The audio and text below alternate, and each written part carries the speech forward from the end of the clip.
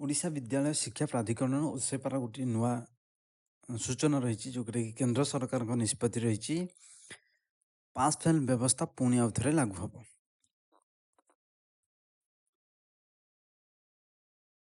Fail ହେଲେ fail କେନ୍ଦ୍ର ସରକାରଙ୍କର ସୂଚନା ରହିଲା ଯେ ପଞ୍ଚମ ଏବଂ ଅଷ୍ଟମ ଶ୍ରେଣୀରେ ଫେଲ୍ ହେବେନି କଟକଣା ହଟିଲା। ଆଗରୁ ଥିଲା ପ୍ରଥମରୁ ଅଷ୍ଟମ କେହି ଫେଲ୍ ହେଉନଥିଲେ, ସମସ୍ତଙ୍କୁ ପାସ୍ କରାଯାଉଥିଲା, କିନ୍ତୁ ବର୍ତ୍ତମାନ ଏଇଟା ପଞ୍ଚମ ଆଉ ଅଷ୍ଟମରେ এই ନିୟମଟାକୁ ହଟେଇ ଦିଆଗଲା। ଫେଲ୍ ହେଲେ ପରବର୍ତ୍ତୀ ଶ୍ରେଣୀକୁ ଯାଇପାରିବେ ନାହିଁ। ଯଦି ପଞ୍ଚମରେ ଫେଲ୍ ହେଲେ ପଞ୍ଚମରେ ଆଉଥରେ ପଢ଼ିବେ, ଅଷ୍ଟମରେ ଫେଲ୍ ହେଲେ ଅଷ୍ଟମରେ ପଢ଼ିବେ।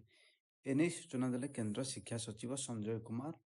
ପଞ୍ଚମ ଏବଂ ଅଷ୍ଟମ ଶ୍ରେଣୀ ଫେଲ୍ ହେଲେ 2 ମାସର ଆଉ ଗୋଟେ ରିଟେଷ୍ଟ, ଯେବେ ହିଁ ଏକ୍ଜାମ୍ ହେବ ତାର 2 ମାସ ଭିତରେ ପୁଣି ଥରେ ସେଇ ପଞ୍ଚମ ବା ଅଷ୍ଟମ ପିଲାଙ୍କୁ ସୁଯୋଗ ଦିଆଯିବ ରିଟେଷ୍ଟର। ଯଦି ସେଥିରେ ସେମାନେ କୃତକାର୍ଯ୍ୟ ହୁଅନ୍ତି ତେବେ ପଞ୍ଚମ ପିଲା ଷଷ୍ଠକୁ ଯାଇପାରିବେ, ଅଷ୍ଟମ ପିଲା ନବମକୁ ଯାଇପାରିବେ।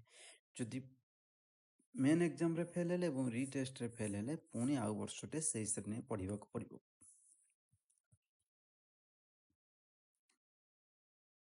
ରିଟେଷ୍ଟରେ ଉତ୍ତୀର୍ଣ୍ଣ ନହେଲେ ସେଇ ପୁରୁଣା ଶ୍ରେଣୀରେ ରହିବେ।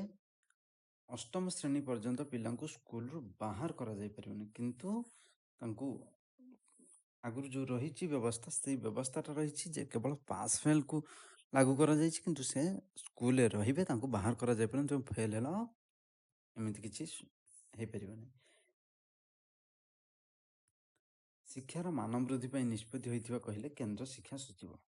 ଏ ଗୋଟିଏ ଭଲ ନିଷ୍ପତ୍ତି ରହିଲା, କିନ୍ତୁ ପ୍ରତ୍ୟେକ ଶ୍ରେଣୀ ଲାଗୁ ହେଲେ ବି ଭଲ ରହିବ ଏବଂ ସମସ୍ତ ଟିଚର ମାନେ ବି ଧ୍ୟାନ ଦେବେ, ପାଠ ପଢ଼ା ପାଇଁ ପିଲାମାନେ ବି ଧ୍ୟାନ ଦେବେ।